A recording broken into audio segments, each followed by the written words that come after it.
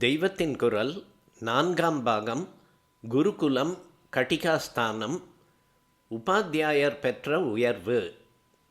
ரொம்பவும் பொருத்தமாக வேத சம்பந்தத்தில் உண்டான உபாத்தியாயர் வாத்தியார் என்ற பெயரையே பிற்கால டீச்சர்களுக்கு வைத்துவிட்டார்கள். இந்த டீச்சர்கள் சம்பளத்துக்கு சொல்லிக் கொடுக்கிறவர்கள் தானே.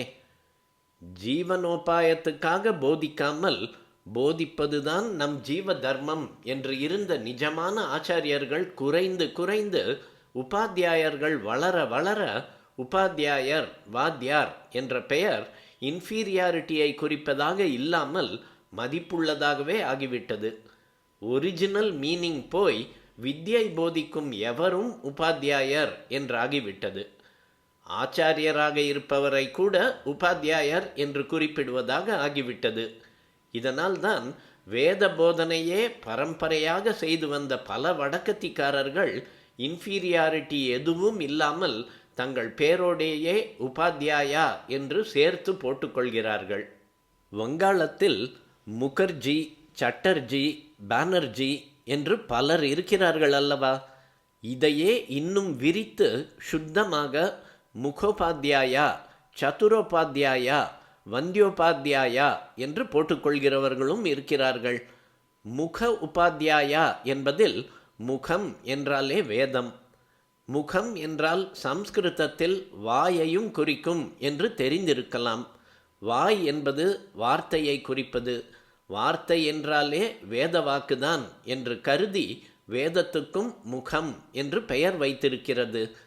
வேதத்தை கற்பிக்கும் உபாத்தியாயரே முக உபாத்தியாயாவான முகர்ஜி. சதுரோபாத்தியாயா என்பதில் வரும் சதுர் சட்டர்ஜியில் சட்டர் என்று ஆகியிருக்கும். சதுர் சதுர்வேதங்களை குறிப்பதுதான். ராமகிருஷ்ண பரமஹம்சா ஒரு சட்டோபாத்தியாயா குடும்பத்தில் பிறந்தவர்தான். அவருடைய பத்னி ஹோலி மதர் என்கிறார்களே, அந்த அம்மாளுடைய பிறந்தகத்தினர் முகோபாத்தியாயர்கள். வந்திய உபாத்தியாயா என்றால் வணக்கத்துக்குரிய வாத்தியார் என்று அர்த்தம். வந்திய என்பது பந்திய என்று பெங்காலி வழக்கப்படி ஆகி அதுவும் மாறி மாறி கடைசியில் ஜி போட்டுக்கொண்டு பானர்ஜி ஆகியிருக்கிறது. ஆக உபாத்தியாயர் என்பது ரெஸ்பெக்டபிள், மதிப்புக்குரிய வார்த்தையாகிவிட்டது. பிற்காலத்தில் பிரிட்டிஷ் ராஜ்யத்தில் கூட மகா பண்டிதர்களுக்கு மகா மகோபாத்தியாய என்று பெரிய கௌரவமாக பட்டம் கொடுத்தார்கள் அல்லவா?